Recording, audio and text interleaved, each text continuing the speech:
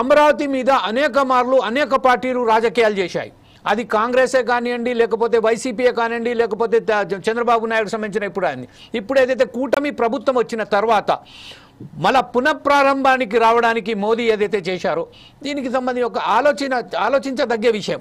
ఒకసారి నిర్మించడానికి శంకుస్థాపన చేసిన తర్వాత మరోసారి పునఃప్రారంభం పునర్నిర్మాణం అని చెప్పడానికి రాబోతున్న సమయంలో మీరు ఎలా దీన్ని స్పందిస్తారండి?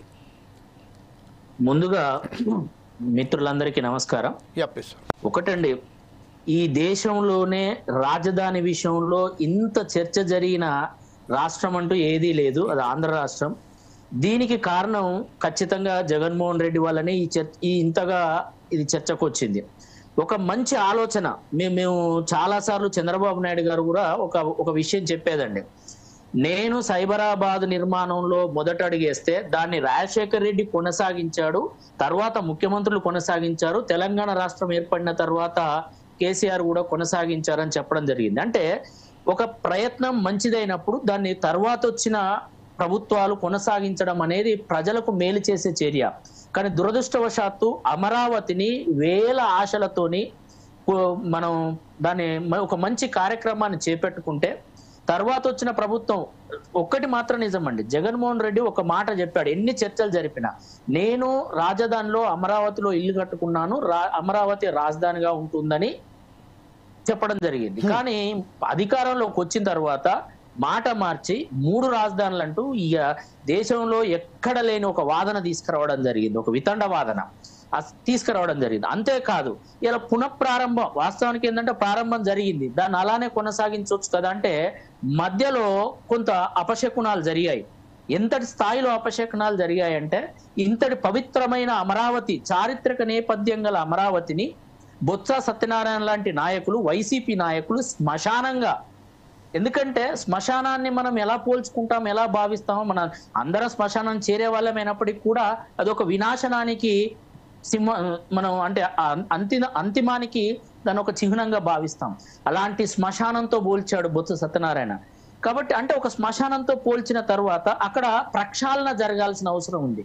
మనం ఇవాళ ఒక మనిషి చనిపోయిన తర్వాత ఇంట్లో చిన్నగా యజ్ఞయాగాదులు అలా చేసుకుంటాం, ప్రతి ఇంట్లో మనం కొంత ప్రక్షాళన చేసుకుంటాం, సంప్రోక్షణ అంటాం హిందూ ఆచారంలో, అలా చేసుకుంటాం. ఇలా జరిగేది అక్కడ అదే పునఃప్రారంభం పేరుతోని ఇన్ని రోజులు ఇక్కడ శ్మశానంతో పోల్చిన ఈ ప్రదేశాన్ని మరొకసారి చారిత్రక నేపథ్యాన్ని జత చేస్తూ దాన్ని మరొక పవిత్రమైన ప్రదేశానికి, భవిష్యత్తుకు ఆంధ్ర రాష్ట్రం అవసరాలు తీర్చగల ఒక రాజధానిగా దాన్ని ఒక ఇండెక్స్ గా చూపెట్టుకోవడానికి మళ్ళీ యజ్ఞంలా చేపడుతున్నప్పుడు దాన్ని పునఃప్రారంభం చేసి మరొకసారి మంచి ఆలోచనలతోని, మంచి ఆశయాలతోని, మంచి ఉద్దేశంతో చేపట్టాల్సిన అవసరం ఉంది. కాబట్టి ప్రజలకు అదే విధంగా భరోసా కల్పించాల్సిన అవసరం ఉంది. ఎందుకంటే 5 సంవత్సరాలు రాజధాని పేరున రైతులు, మహిళలు పడ్డ కష్టాలు మనం అందరం చూసాం.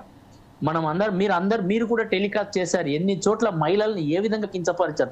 భారతదేశంలో లేదా మరీ ముఖ్యంగా తెలుగునాట మహిళలు ఈ స్థాయిలో కించపరచబడ్డ ఉద్యమం మరి ఏదీ లేదు, రాష్ట్ర రాజధాని ఉద్యమం తప్పితే జగన్ హయాంలో. కాబట్టి దానికి అపశకునాలు, దానికి దుశ్శకునాలు ఇవన్నీ ఉన్నాయి. వాటన్నిటినీ పారదోలి మరొకసారి ప్రజల్లో, రాష్ట్ర ప్రజల్లో మరియు రాజధాని రైతుల్లో ఒక భరోసా కల్పించడానికి, ఒక నమ్మకం కల్పించడానికి చేస్తున్న చర్యగానే ఈ పునఃప్రారంభాన్ని మనం భావించాలి తప్పితే ఇందులో కూడా ఏదో ఇంకా లుకలుకలు ఎత్తుక్కోవాల్సిన మంచి చేయాలి.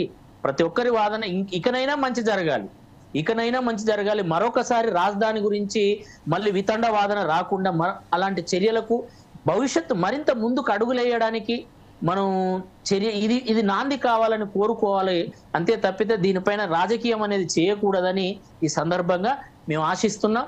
ప్రజలకు, ఆంధ్ర ప్రజలకు మంచి చేయాలి, మంచి జరగాలి, భవిష్యత్తు నిర్మించేలా, భవిష్యత్తుకు మార్గనిర్దేశనం చేసేలా ఉండాలి. అదే సమయంలో మేము మరొక మాట కూడా చెప్తున్నాం, ఇది రాజధాని మాత్రమే, అభివృద్ధి వికేంద్రీకరణ అనేది మేము ఖచ్చితంగా దానికి కట్టుబడి ఉన్నాం. కాబట్టి ఇవాళ వైజాగ్ గాని, రాజమండ్రి గాని, తిరుపతి గాని, కర్నూలు కానీ ప్రతి ప్రధాన నగరం, ప్రతి ప్రాంతానికి అభివృద్ధి చేరాలనే తాపత్రయంలో